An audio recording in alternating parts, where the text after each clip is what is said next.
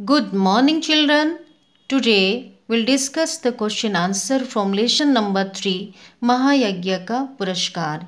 You open your notes copy and write these questions answer. संक्षिप्त प्रश्न, निम्नलिखित प्रश्नों के संक्षिप्त उत्तर दीजिए। पहला अवतरण जिसमें लिखा है अकस्मात दिन फिरे और सेठ को गरीबी का मुंह देखना पड़ा, संगी साथियों ने भी मुंह फेर लिया। इस अवतरण से संबंधित प्रश्न का सेठ के चरित्र की क्या विशेषताएं थी? उत्तर, सेठ जी अत्यंत विनम्र, उदार और धर्मपरायण स्वभाव के थे। उनमें आत्मसम्मान एवं मानवोचित जैसे गुण थे। कोई भी साधु संत उनके द्वार से कभी निराश नहीं लौटता था तथा भरपेट भोजन प्राप्त करता था। वे पशुओं तथा अन्य जीवों के प्रति भी बहुत विनम्र थे। सेठ जी ने बहुत से यज्ञ किए थे और मिले दान में से ना जाने उन्होंने कितने दीन दुखियों में बांट दिया था। इस प्रकार जो भी उनके सामने हाथ फैलाता था उसकी इच्छा अवश्य पूर्ण होती थी। खा, संगी साथियों ने भी मुंह फेर लिया। पंक्ति द्वारा समाज की किस दुर्बलता की ओर संकेत किया गया है? उत्तर, संगी साथियों ने भी मुंह फेर लिया। प्रस्तुत इस पंक्ति के माध्यम से समाज में बढ़ते स्वार्थपूर्ण व्यवहार की ओर संकेत किया जा रहा है। साथी हो या रिश्तेदार जो केवल हमारे पैसों से प्रेम करते हैं। जब पैसे हैं तो मित्र भी अधिक हैं, पर जब पैसे, धन दौलत खत्म हो जाए तो कोई भी मदद के लिए आगे नहीं आता है। जैसे कि इस कहानी में भी जब सेठ जी बहुत गरीब हो गए तब उन्हें कोई भी 2 वक्त की रोटी के लिए पूछने तक नहीं आया। गा नंबर, उन दिनों क्या प्रथा प्रचलित थी? सेठानी ने सेठ को क्या सलाह दी? उत्तर, उन दिनों यज्ञों के फल के क्रय विक्रय का प्रचलन था। छोटा या बड़ा जैसा यज्ञ होता उनके अनुसार यज्ञ का मूल्य मिल जाता था। एक दिन सेठानी ने उनकी गरीबी से तंग आकर सेठ जी को एक यज्ञ बेचने की सलाह दी ताकि कुछ धन मिल सके और उनकी गरीबी दूर हो जाए। घ नंबर, सेठानी की बात मानकर सेठ जी कहाँ गए? धन्ना सेठ की पत्नी के बारे में क्या अफवाह थी?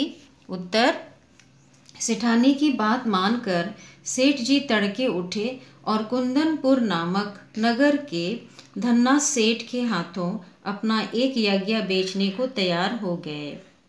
धन्ना सेठ की पत्नी के बारे में यह अफवाह थी कि उसे एक दैवी शक्ति प्राप्त है जिससे वह तीनों लोकों की बात जान लेती है। दूसरा अवतरण जिसमें लिखा है सेठ जी, यज्ञ खरीदने के लिए तो हम तैयार हैं, पर आपको अपना महायज्ञ बेचना पड़ेगा। इस अवतरण से संबंधित पहला प्रश्न का वक्ता कौन है? उसका उपर्युक्त कथन सुनकर सेठ जी को क्यों लगा कि उनका मजाक उड़ाया जा रहा है? उत्तर, सेठ जी, यज्ञ खरीदने के लिए तो हम तैयार हैं। प्रस्तुत इस पंक्ति में वक्ता धन्ना सेठ की पत्नी है। उसका उपर्युक्त कथन सुनकर सेठ जी को यह लगा कि उनका मजाक उड़ाया जा रहा है, क्योंकि उन्होंने वर्षों से कोई भी यज्ञ नहीं किया था। अब उनकी स्थिति बहुत दयनीय हो गई थी, किंतु पहले वे बहुत ही अमीर थे।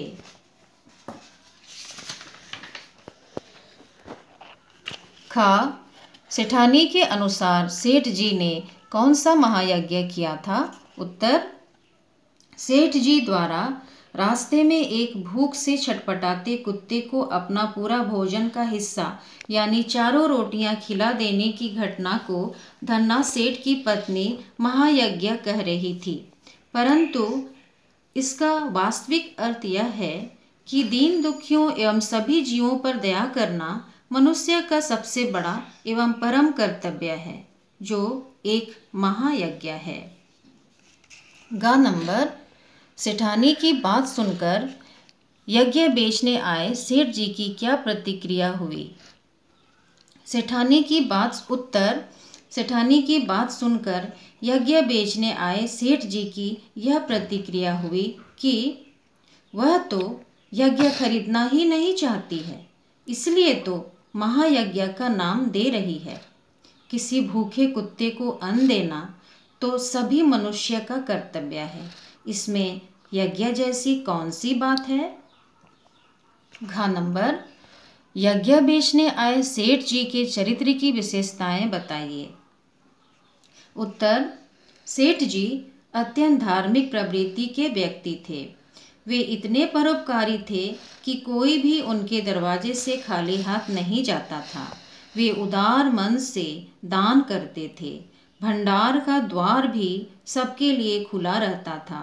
वे किसी मनुष्य को तो क्या, किसी जीव को भी दुखी नहीं करना चाहते थे। इसी कारण वे बड़े से बड़े त्याग करने के लिए सदा तैयार रहते थे। उसने बहुत से यज्ञ भी किए थे और यज्ञ के फलों को दीन दुखियों में बांट दिया था।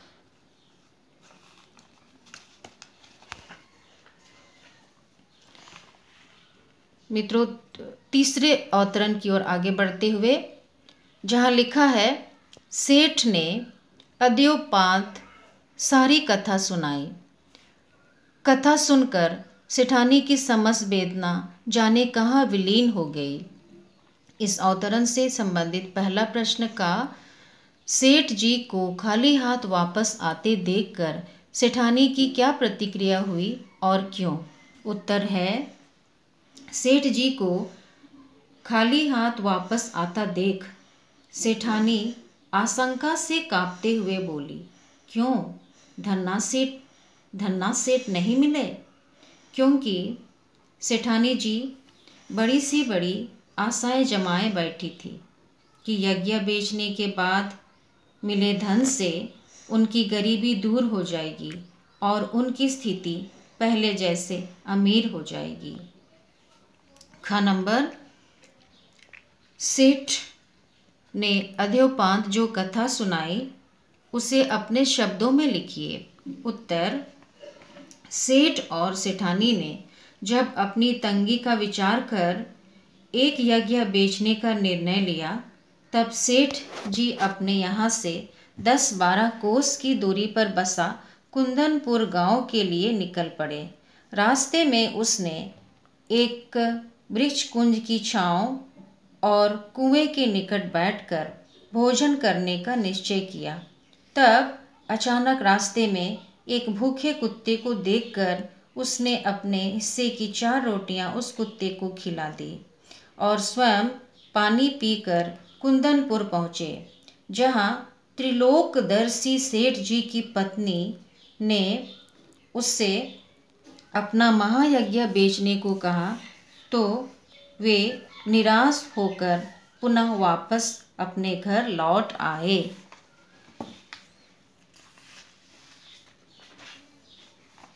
गा नंबर, सेठ जी की बात सुनकर सेठानी की समस्त वेदना क्यों विलीन हो गई?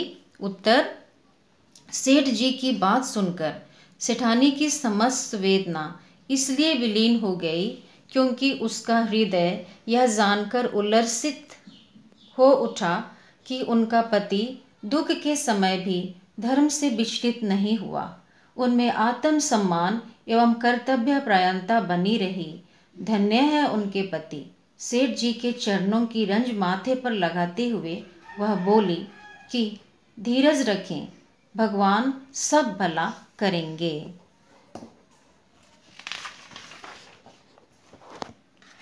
घ नंबर प्रश्न, महायज्ञ का पुरस्कार कहानी के द्वारा लेखक ने क्या संदेश दिया है? महायज्ञ का पुरस्कार शीर्षक कहानी के द्वारा लेखक ने हमें निस्वार्थ भाव से सेवा करने का संदेश दिया है। हमें सभी दीन दुखियों एवं जीवों पर दया करनी चाहिए। अपनी कामनाओं की पूर्ति के लिए धन दौलत लुटाकर किया गया यज्ञ वास्तविक यज्ञ नहीं हो सकता, बल्कि निस्वार्थ और निष्काम भाव से प्राणी मात्र की सेवा ही महायज्ञ है तथा हमें अपने नैतिक मूल्यों एवं मानवोचित गुणों को सदा बनाए रखनी चाहिए। स्वयं कष्ट सहकर के दूसरों के कष्टों का निवारण करना ही मानव धर्म है। केवल दिखावे के लिए किया गया यज्ञ महत्वहीन होता है। So children, you understand this answer first. Then you think and write by your own words. Thank you.